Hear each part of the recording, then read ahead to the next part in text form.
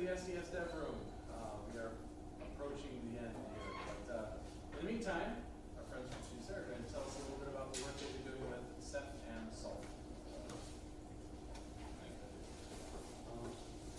The mic, eh? Okay. Yes, I just unmuted it. Yeah, welcome everybody. My talk, as Patrick said already, is about deploying Ceph clusters with Salt. I will start off with covering a few basics. We'll see if we actually need that. Then I will try to run you through a deployment process, which I've done on a virtual machine cluster.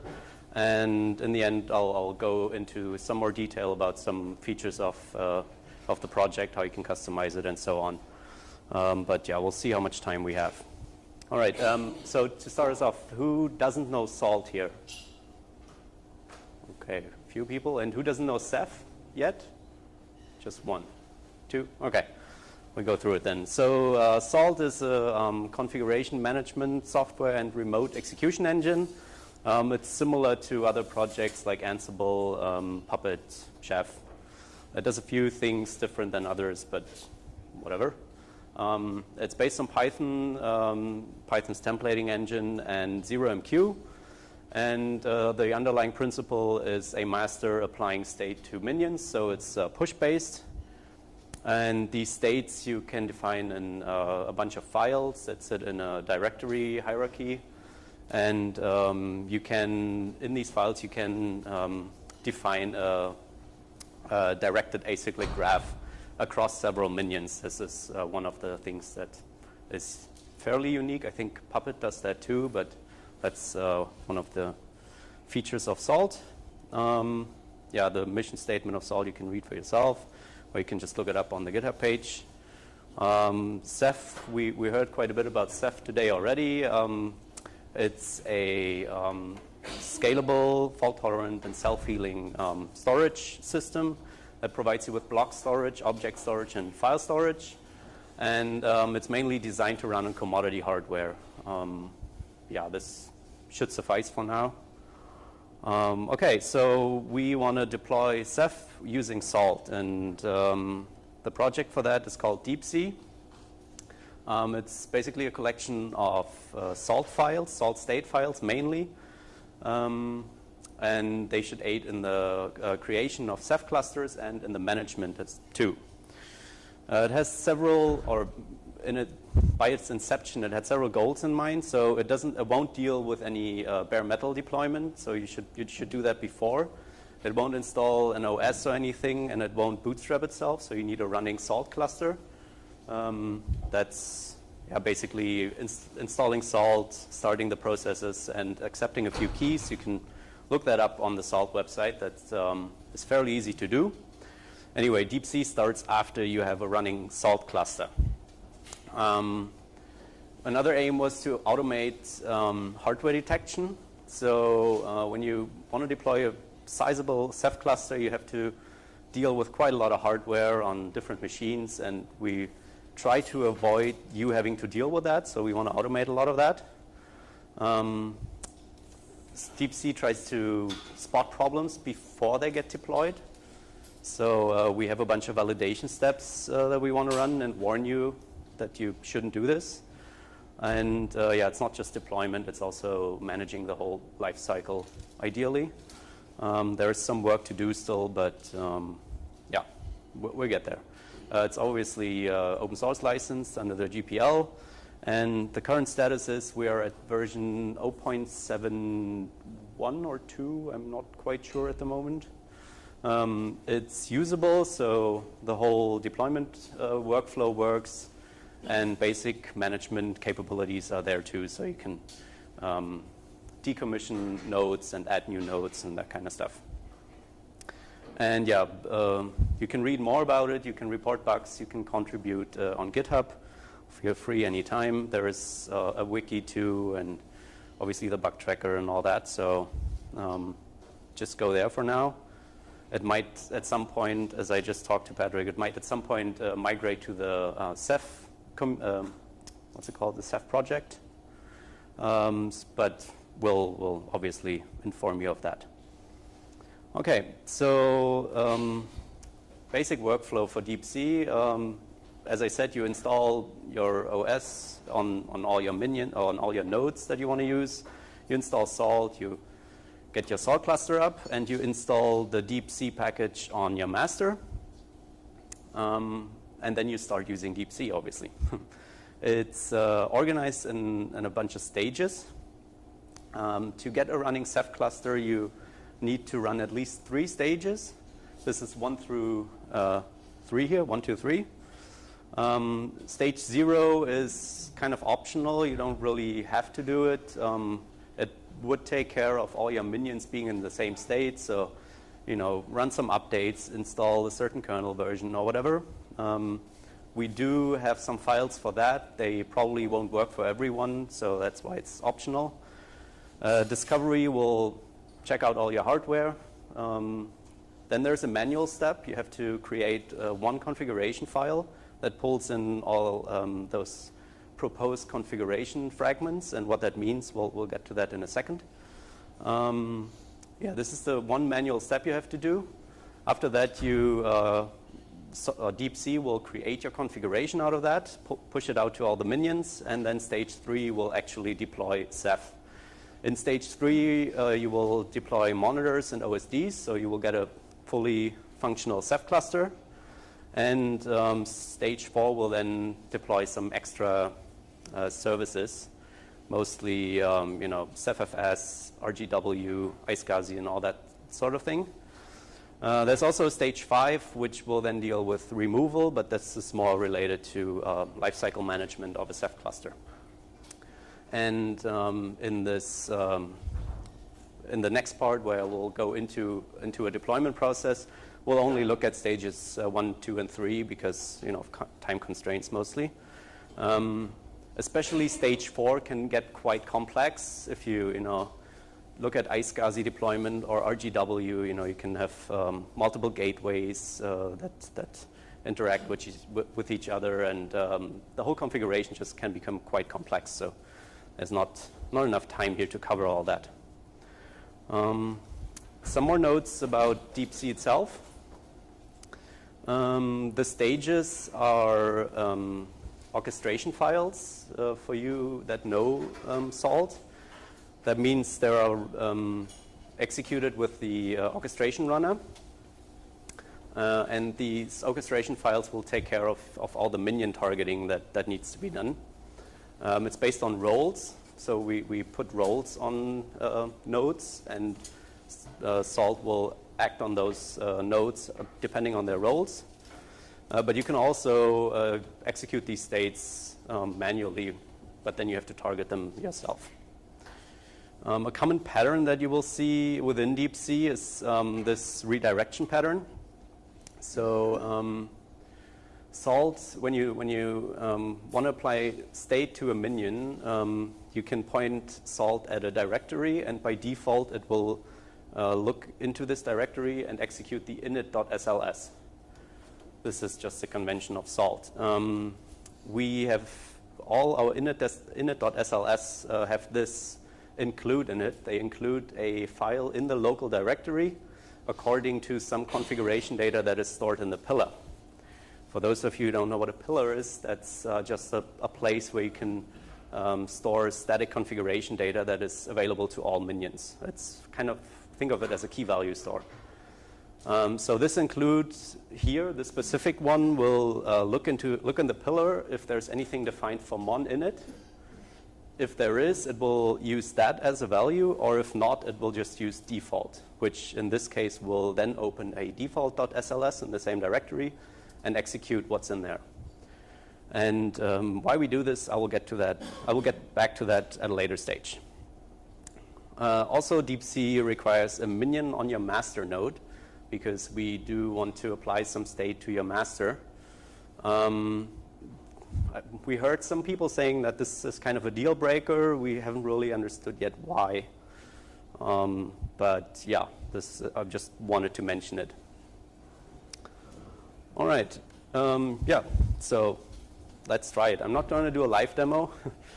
I'm holding it like Lenz did earlier. I don't trust the demo gods. I have a bunch of screenshots of the deployment process. I hope it's not too confusing with all the different files that are involved. That's not too important. What I mostly want you to take away is that that you can customize certain things. Certain things are taken out, not out of your hands, but are done for you. That's the important part. And yeah, I hope that works. So don't get disheartened when you get lost in what file is open now or whatever.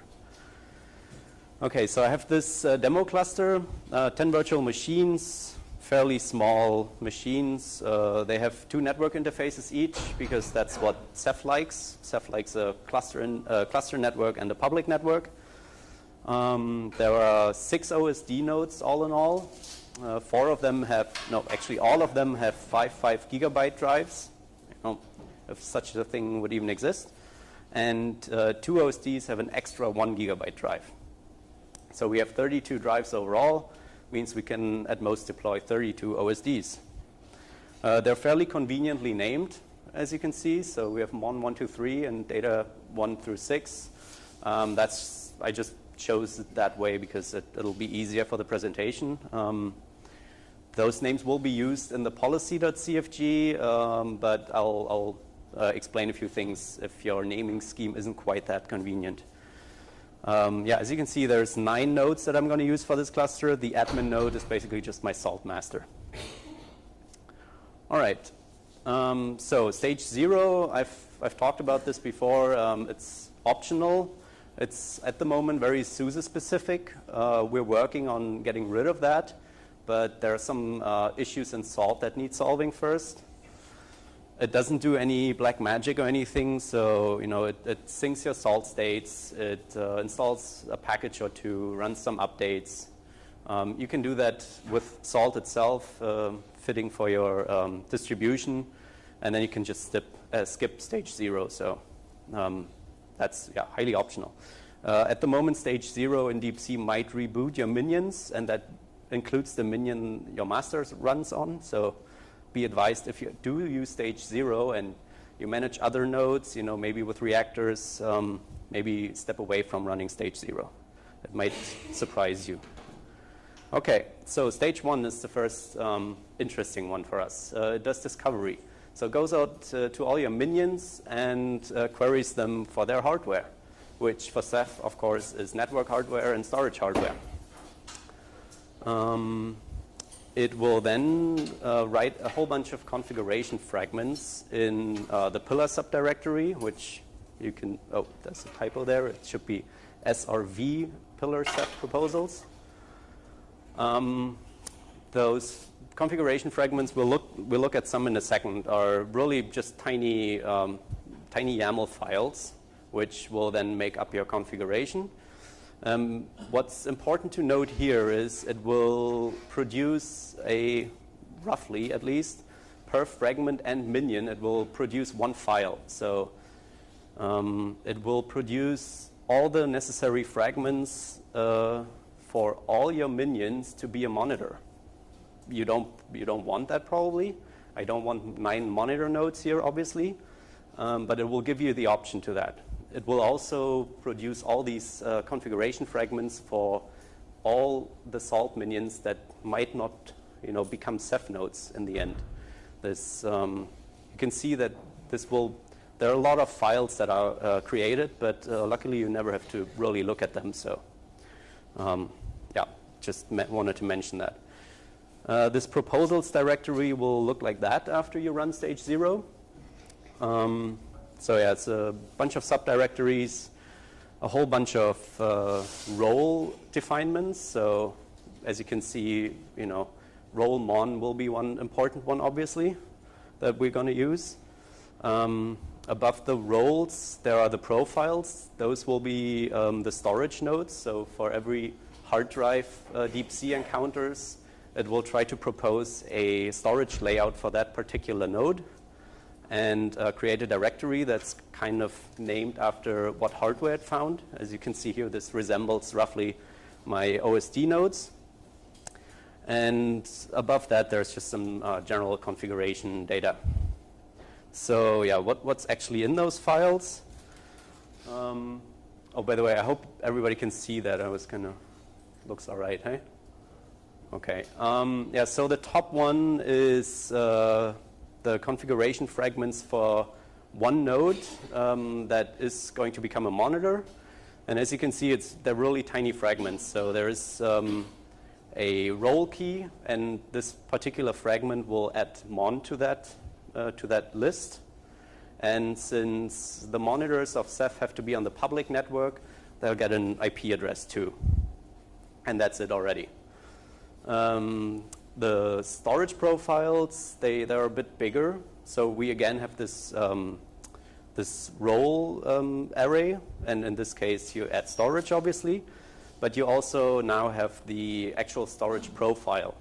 So in this case, this is one of the minions that had the 5 drives in it, and this particular proposal that DeepC came up with will deploy 5 OSDs, standalone OSDs, all on their own disk. There's usually 2 ways you can deploy an OSD in Ceph that's standalone on its own disk, but you can also put the journal on an external disk. So the OSD will use 2 separate disks. You usually want to do this when you have an SSD and spinners, for example. Then you would put the journal on the SSD and the actual data on the spinners to speed up the write and read process. That's the other line up there, data plus journals. That would be the other way of deploying an OSD, and we'll again get back to that later. Okay, so you have all your proposals now. Now it's time to come up with the policy.cfg. So as I said, this is the central configuration file. Basically what you do is you include a whole bunch of these configuration fragments, and DeepC will then in another stage collect or compile all those configuration fragments and create a config out of it.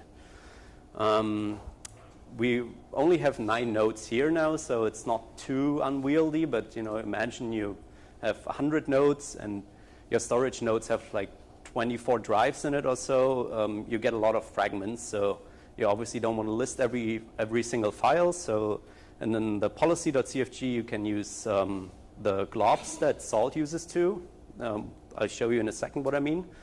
But you can also do more complex stuff with list slicing and regexes. And yeah, the order in which you list things is important because later options will overwrite another incarnation of themselves. But that's not too important for us now either. So the policy.cfg that I used for this cluster here looks like that. Yeah, it's maybe not too obvious what happens here. So let's step through it. This is a configuration fragment here that will just assign minions to a cluster. Eventually, DeepC should be able to manage multiple clusters, multiple Ceph clusters. For now, this is only used if you want to deploy a Ceph cluster, but also have other nodes that you manage in Salt. Then those nodes, you would actually include a cluster-unassigned file, and then they wouldn't be managed by DeepC anymore. But since we don't have that, we just include the cluster assignments. Next step is the hardware profiles. So here I just include all suggested profiles because I have a limited amount of disks only. There's nothing I don't want to use, and DeepC only came up with one suggestion. That's, you can see profile dash some disk dash some other disk, and then there's a -1 at the end of every directory. Usually DeepC would come up with at least another proposal, which would then be named -2, but that only happens if it finds an SSD. So if it is able to create this external journal OSD, which doesn't happen on virtual disks, obviously. Then you include some common configuration. This mostly deals with Ceph configuration values that you want to deploy. And then you assign some more roles, mainly here the master, which is my Salt master. All the nodes that are called mon something should become admin nodes, so they get an admin keyring. and all the nodes that are called mon something will become monitors, obviously. You can see how my naming scheme here is very convenient. You might, as I said, you might have some nodes already. They might not be as conveniently named. So there are some other options to use these globs. You can use other salt globs, so you can list certain allowed values. But much more interesting is you can give another argument to it. So this admin star will create a list of all the nodes that are called admin something, and then you can pass along either a slice, which will take a chunk out of this list, or a regex, which will match every item of this list against this regex. Or you can even use both if you wanted to. So this should take care of even the most unlucky naming schemes for hosts for a Ceph deployment, and avoid you having to list all the files that are there. Okay, so we have our policy.cfg. We run stage 2 now. This will take all those fragments and produce a configuration for deep-C to use. This is based on stack.py. deep-C comes with stack.py, but if you use a fairly new Salt version, this will include stack.py too, so there's nothing to do really. It will write out this configuration to a directory tree under srv pillar ceph stack default. This is the configuration you basically came up with in your policy.cfg. It will create the same subdirectory tree in its parent directory and create all the files that are in the default tree too. These files in the parent directory are for you to use, so you can override certain options that deep-C came up with and that you don't like. That's just a customization thing. You just have to look at it. It's fairly obvious. And you can check your config by just looking into the pillar. So you target a minion and do pillar.items, and it will list all those configuration key value pairs that you have. And you can just check up that everything's as you want it. And then you're mostly done. You run stage 3, which will take care of the whole deployment, and you have a running Ceph cluster. One thing to mention about stage 3 is that it will validate the configuration you want to use. So it will run quite a few steps of looking that you have 3 mons, for example, that you have enough storage nodes, that maybe you have a firewall running on some of the nodes. It will notify you at least of that. So when stage 3 is through and some things don't work, it might be a firewall issue or so. And then go out, install Ceph, create the cluster, and create a pool. This is what it looks like. You don't have to try to decipher that. What you should take away is that it's nice and green, so we're all good. And then we have a running Ceph cluster. This is, the health warn here, don't worry about that. That's just the pool that it automatically creates is too small. What I want you to pay attention to is that we have 32 OSDs, so on each virtual drive that machines have, there is 1 OSD. Yeah, and that's it basically. So, we can finish now? No. Let's look at how you can customize this whole process. Are there any questions so far, maybe? I don't know, is anybody very disheartened or very confused, probably? Probably too confused to have questions. Okay, let's confuse you a little more. I've spoken about the hardware profiles. So as I said, deep-C will usually come up with another profile for external journals, but only if you have an SSD, which is obviously not the case in my virtual machine cluster here. So I just wrote one. What deep-C will propose will look very similar to that. So it's just a key value mapping of a data drive pointing towards a journal drive that you want to use. On a real cluster, this would look more like that. This we want to use the actual ID of the drive because the def/sd something might change. You get an idea why it's good that DeepC automatically creates all those files, because I mean this is even a small one, right? This has like what, 7 or 8 drives. Imagine that with 24 drives, it gets a little error prone, let's say. But I want to use this profile now. I want to create SSDs that have their journal partition on another drive than their data partition. So we are back at, imagine we're back at after stage 1, obviously. So we haven't created our policy.cfg.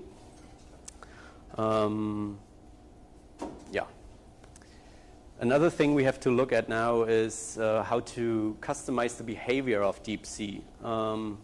Because mostly for this particular case, Ceph disk, which will we be using to deploy the OSD, will just refuse to deploy an OSD on a 1 gigabyte drive.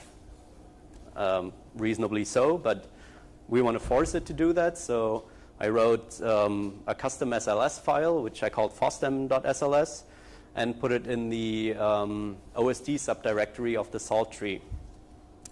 I won't bore you with what's actually in it. It'll just partition the drives the size you want to, and then force Ceph disk to actually use those partitions. Okay, so how do we get DeepC to use it now? I spoke before already about this redirection pattern. So it's up here again. And you might notice on this slide here there is an init.sls and a default.sls. Those are the files that DeepC comes with. And I just added something there. So now we have to put a key value pair in the pillar, which defines OSD init to FOSDEM. So DeepC will use my FOSDEM.SLS. And this you can do in the stack directory where the configuration lives after stage 2. I've spoken before about those 2 mirroring subdirectory trees. And I look here into the global.yaml. You will see, so this file was initially empty, and it gives you a little comment to notify you that it will overwrite values in the default/global.yaml. And basically, I just put those 2 key value pairs in. Mostly the OSD init obviously is here interesting. For the partitioning, I've done the same thing because I also created a default partitioning, custom partitioning scheme. And then this is in the pillar, so when you then run stage 3, it will use your customizations, go out and deploy a Ceph cluster, and we have now one with 30 OSDs because the 2 1 gigabyte disks went into other OSDs. This is just a general workflow. Some more things that we can look at is beyond deployment. So I talked about stage 4 already. This deals with all additional services that Ceph offers. CephFS and so MDSs and CephFS deployment, obviously, iSCSI, Rados Gateway. I think we already merged NFS Ganesha, or maybe not, but we're working on it, so it's going to be there too. And there's some facilities for managing certain clients too. This is a whole nother presentation in itself, obviously. So but it works the same way. It's governed by a policy.cfg and by this orchestration file, which you could customize if you wanted to. Stage 5 will deal with removal of components. So say you want to decommission one of your OSD nodes. The workflow here would be to change your policy.cfg to not include this particular minion anymore, and run stage 2 to push out the configuration, and then run stage 5. This will remove the OSD. You can always run stage 3 and 4 too, because everything you do in Salt is idempotent, so it won't change anything if there's nothing to change. The idea here is that when you decommission an OSD, you might want to deploy a new OSD with new hardware. So if you do that in one step, you obviously want to run stage 3 and 4 before you so you want to deploy a new node before you take out an old one. And yeah, this is it. We work on some other. Is that also true for OSD? So hard disk is broken, and I have to replace the hard disk. So decommission the whole node is not really Yeah. anything like to. Right. Okay. So question was, what about a single OSD on an OSD node? And this is right now not possible. We are working on that though. I mean, if the hard drive is broken, you can obviously, the OSD is out already. You can just pull it and put in a new one, restart the service. But yeah, we're working on decommissioning single OSDs too, yes.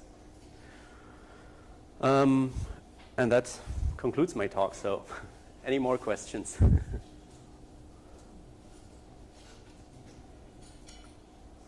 Sorry.